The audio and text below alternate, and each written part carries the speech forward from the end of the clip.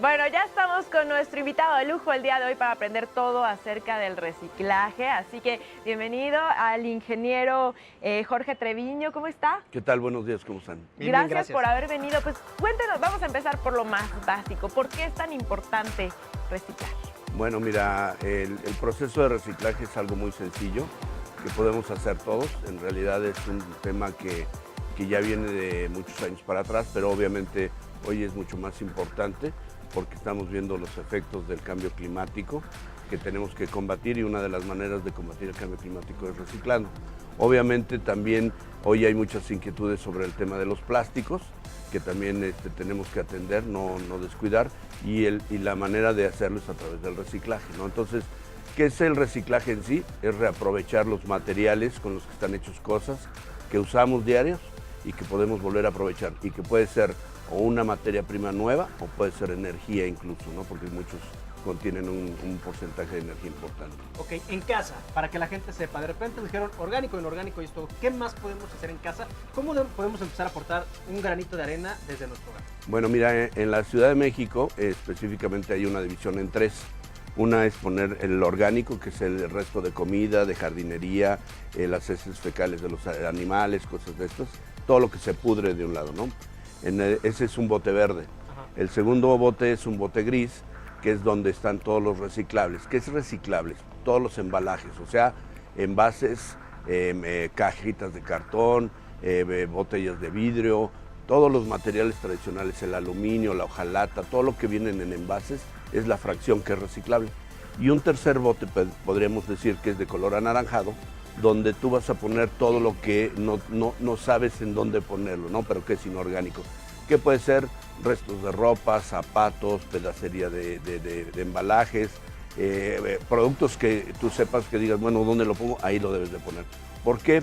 Porque si nosotros hacemos esta separación básica, estamos dándole al gobierno, por un lado, los inorgánicos para que les den tratamiento.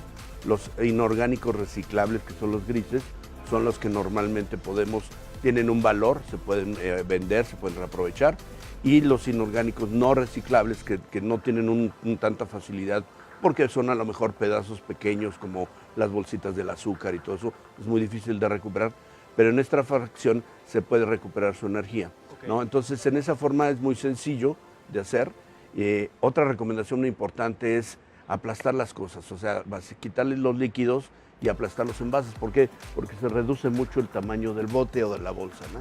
¿Y separar etiquetas? No, eso no es todo necesario. bajo nada, todo. Los procesos industriales, cuando reciben los materiales, están preparados para quitarle la etiqueta, los arillos, las tapas, separan por densidades, etcétera, incluso hasta por colores lo pueden separar. En la parte, en la de los no reciclables, ahí podría ir, por ejemplo, el unicel.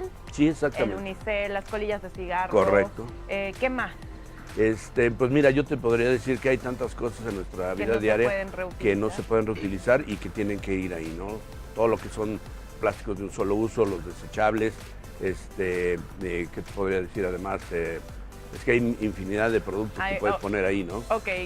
Pero lo más sencillo de identificar es lo reciclable. Okay. Sí. Es los envases y empaques de cualquier material, vidrio, metales, plásticos, cartón, papel, no importa todo el ahí. tamaño. No, simplemente es compactarlos y meterlos ahí, ¿no? En cuanto a México, siento que estamos un poquito pues en pañales todavía porque hacemos apenas esta separación que llega a ser muy básica. Cuando tú vas a otros países como Estados Unidos, tienen los botes específicos para vidrio, para Latas. papel, para lata, exactamente. Nosotros, ¿por qué no hemos llegado hasta esta instancia? Y es importante al final del día ir separando cada material, ¿o es lo mismo? No, es muy importante la separación, ahí es donde empieza todo el proceso de reciclaje. Pero lo más importante es que los mexicanos siempre hacemos las cosas de diferente manera. Entonces, ¿qué ha pasado en México? Hemos avanzado mucho a la mitad del proceso, o sea, donde ya estamos transformando los materiales, recuperándolos. Pero todavía nos falta la cultura de la separación y también que los gobiernos recojan separados. Sí, eso es importante, porque yo veo, por ejemplo, yo vivo en un departamento, entonces yo echo mi basura, yo sí separo, yo tengo 3 botes de basura, pero se echan todos por un mismo ducto. Conducto. que va a dar a un mismo bote y entonces yo ya me ¿cuál pregunto, es el esfuerzo, no? exacto, y el camión lo vuelve a separar o no importa que yo lo eche en bolsas distintas o sí hace la diferencia o... No, ten por seguro que el camión va a separar lo que tiene valor y lo que son reciclables. Entonces, si nosotros como ciudadanos lo separamos de origen, estamos iniciando perfectamente el proceso de separación y de reciclaje. El problema es hacer congruente que el servicio de limpia recoja separado. Puede ser el mismo camión, aunque sea por diferentes días, no necesitas separarse, pero sí necesitas acostumbrar a los gobiernos, a los ciudadanos que todos estemos reciclando, no se ensucian los materiales, es más fácil de reciclar y la huella ecológica para reprocesarlos es todavía menor, tiene muchos beneficios. Ingeniero, pero de alguna forma México también en parte va por buen camino, ¿cierto? Buenísimo.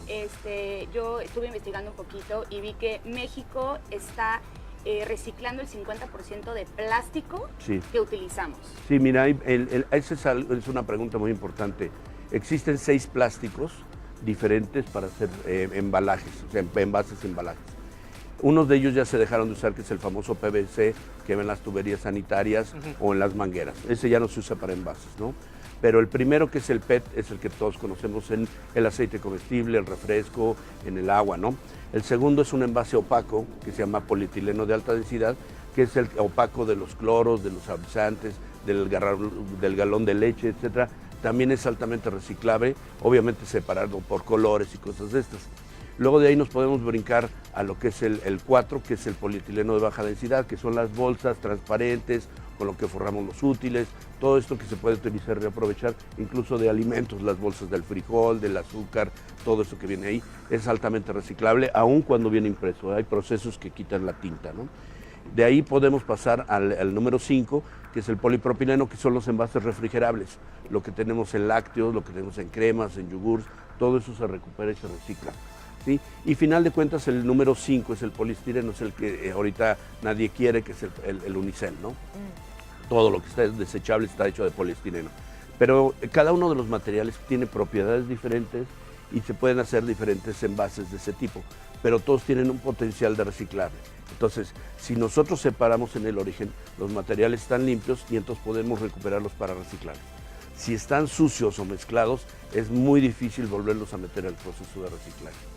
Ok, ¿qué pasa, por ejemplo, con esos residuos que están combinados? Por ejemplo, no sé, se me ocurre un pañal, se me ocurre algo que se llenó de sangre, algo que se llenó de comida.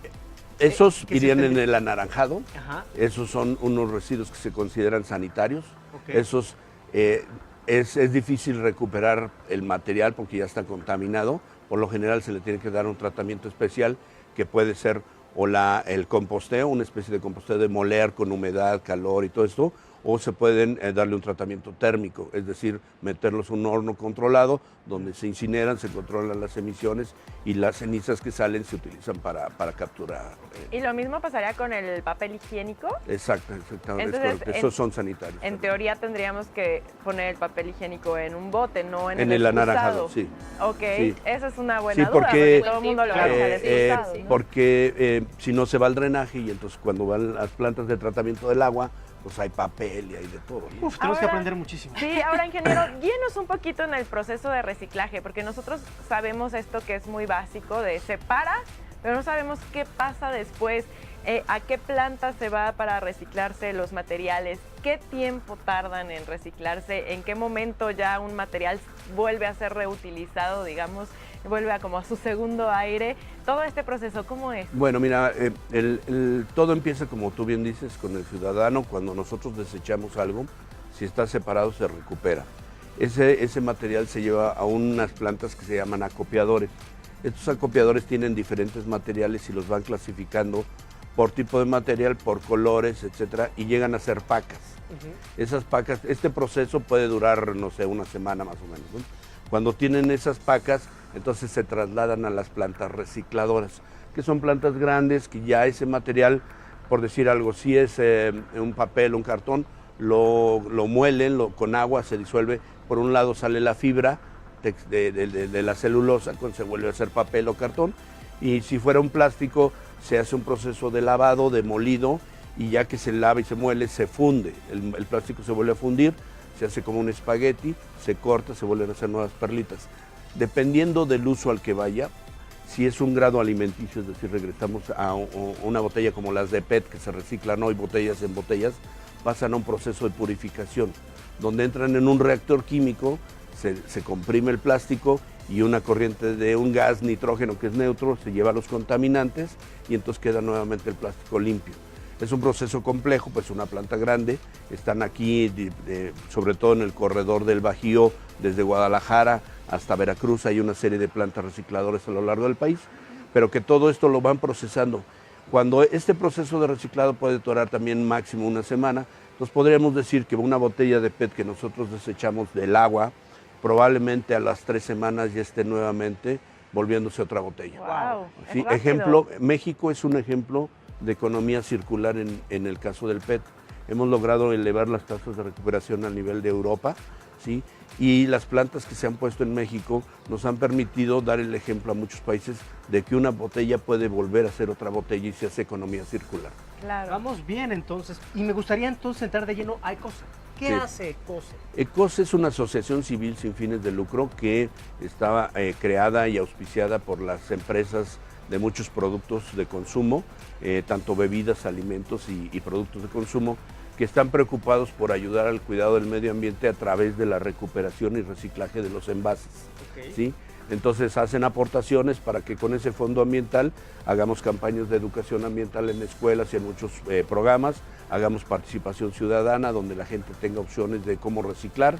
Se busca hacer sinergias con los gobiernos para que se mejoren los servicios, se haga la mayor inversión en infraestructura urbana de recolección de tratamiento y que vayamos todos caminando por diferentes áreas, todos hacia un fin que sería tener un país más limpio, más ordenado, más saludable desde el punto de vista ambiental y también obviamente de la salud personal. Y con todos estos esfuerzos, ingeniero, uno de los materiales que han sido más estigmatizados es precisamente el plástico. ¿Usted cuál es su opinión respecto a esto? ¿Cuál es la solución que propone? Porque nos han dicho mucho, compra una botella de agua que la rellenas, ¿no? O vidrio, o los refrescos en lata, a lo mejor. ¿Qué opinión? Mira, el plástico no es un material malo, es muy bueno. De hecho, le ha permitido a la gente tener más alimentos disponibles, también ha permitido alargar el tiempo de vida de los alimentos, se desperdicia menos alimento, entonces realmente tiene un uso. El problema es cuando los seres humanos abusamos del uso de plástico no necesario, como le sucedió al popote, cada vez que te daban una bebida te daban popote, no es necesario, pero el popote tiene un fin higiénico y sanitario. ¿Sí? Claro. Entonces sí está bien diseñado, lo que pasa es que hemos abusado. Sí. Y la otra parte es que como consumidor, si tú no sabes que no lo debes de tirar en el medio ambiente, piensas que yo lo tiro y el gobierno lo levanta. No es cierto, la responsabilidad de eso que tiraste es tuya.